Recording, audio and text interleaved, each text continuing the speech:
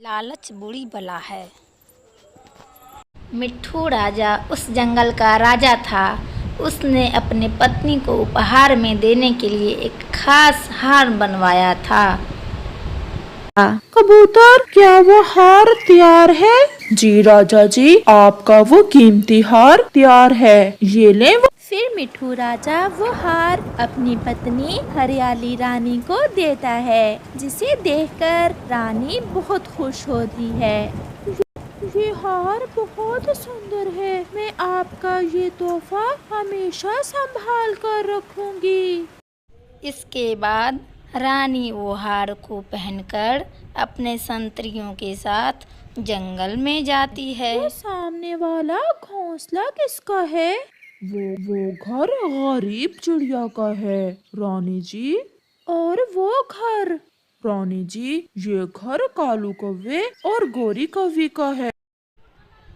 रानी ऐसे ही अपने संतरियों से बात करते हुए जंगल की जानकारी ले रही थी और जंगल में घूम रही थी कि अचानक उसके हार का डोरी ढीला हो गया और उसका हार जंगल में ही गिर गया। पर रानी बात करते हुए आगे बढ़ गई संतरियों के साथ और उसे पता भी न चला। वहीं पेड़ पर बैठी हुई गौरी कौवा ये सब देख रही थी।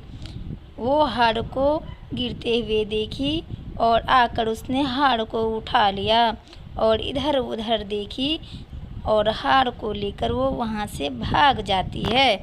इधर जब रानी शाही महल पहुँचती है तब उसे पता चलता है कि उसका हार कहीं खो गया है।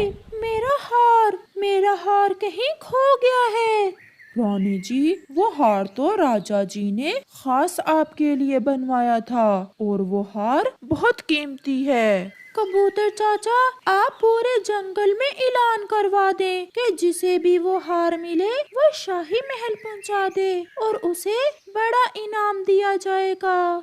कालू, मेरी तो किस्मत जाग गई, रानी का हार मुझे मिला है, मेरी बचपन की इच्छा पूरी हो गई। मैं तो सपनों में ऐसा हार देखा करती थी जैसा ऊपर वाले ने मुझे दे दिया। ये कोई आम हार नहीं है, ये रानी का हार है। संतरी इस हार को ढूंढ रहे होंगे। अच्छा यही है, तुम ये हार रानी को वापस कर दो, अगर पकड़े गए तो बहुत मार पड़ेगी हमें। मैंने चुराया नहीं, रास्ते से मिला है मुझे। मैं ये हार किसी कीमत पर भी वापस नहीं करूंगी। सुनो सुनो, जंगल के सब वासियों सुनो, रानी का एक कीमती हार जंगल में कहीं खो गया है। जो पक्षी हार ढूंढ कर देगा उसे रानी बड़ा इनाम देगी। सुनो, पूरे जंगल में खबर फैल गई है, तुम अपने साथ साथ मुझे भी मरवाओगी। किसी को कुछ पता नहीं चलेगा, तुम चिंता ना करो। मैं अब इस जंगल में तो उस हार को पहनने वाली नहीं हूँ। मैं रानी के पास जाकर चिड़िया का नाम लगा देती हूँ। ऐसे रानी चिड़िया के चक्कर में पड़ जाएगी और मैं वो हार लेकर अपने मैके चली जाऊंगी।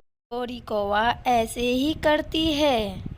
रानी, मैंने खुद देखा उस चिड़िया को आपका हार उठाए हुए। वही चोर है, आपका हार उसके पास है। क्या तुम विश्वास से कह रही हो ये बात? उसे बुलाकर 2-4 लगाएं, उसे खुद ही मान जाएगी।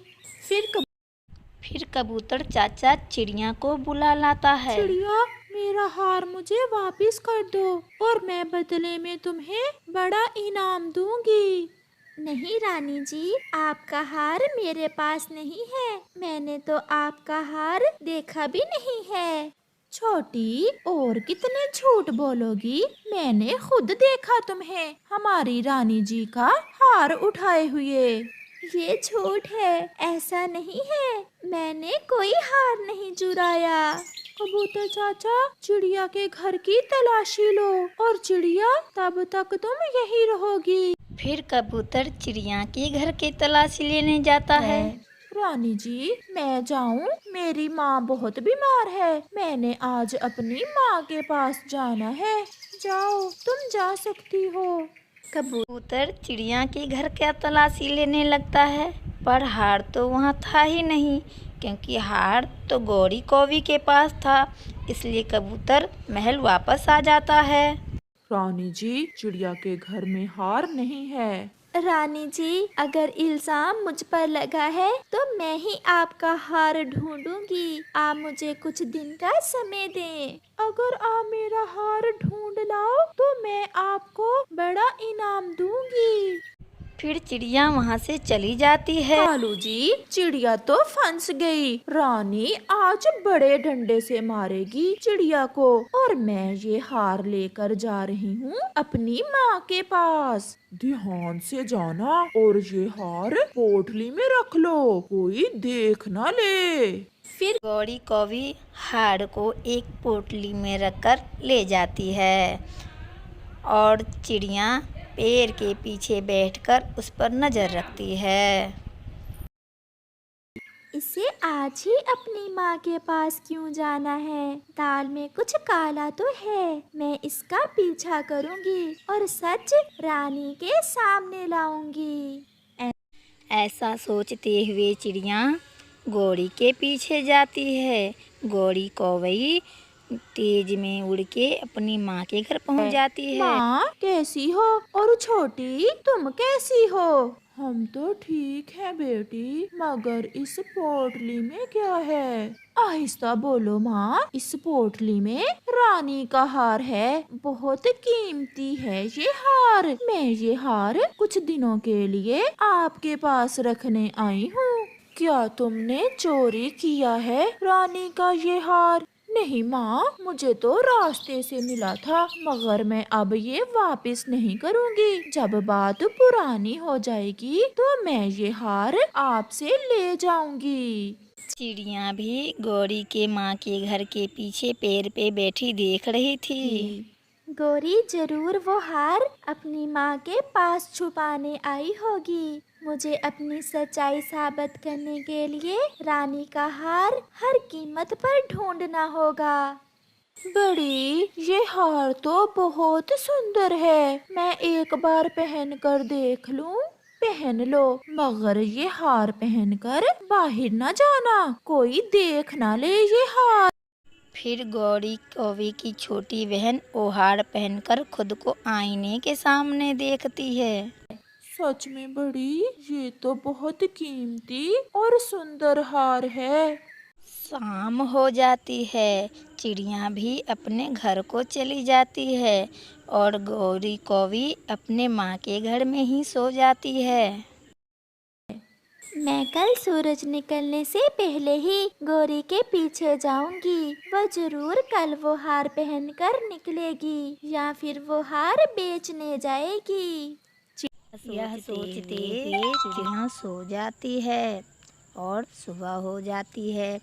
गौरी कौवी अभी भी अपने माँ के साथ सो रही थी और उसकी छोटी बहन वही वाली हार पहनकर खुद को आईने के सामने बैठ के देखती है। बड़ी बहन के सोए सोए मैं ये हार अपनी सहेली को दिखा कर आती हूँ। मेरी सहेली ये हार देखकर बहुत खुश होगी।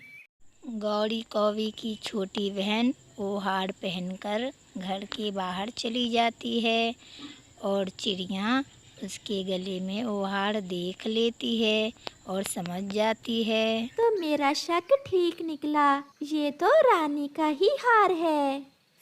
यह सोचकर चिड़िया वापस अपने जंगल में जाती है और कबूतर चाचा को बुला कर लाती है और इधर कौवी की छोटी बहन अपनी दोस्त को दिखा रही होती है अपना हार। मेरी बहन के पास इस तरह के 3 हार हैं। मेरे जीजा जी बहुत अमीर हैं। कालू है उनका नाम, कालू। सहेली, एक बार मुझे भी देना, मैं भी ये हार पहनकर देखना चाहती हूँ।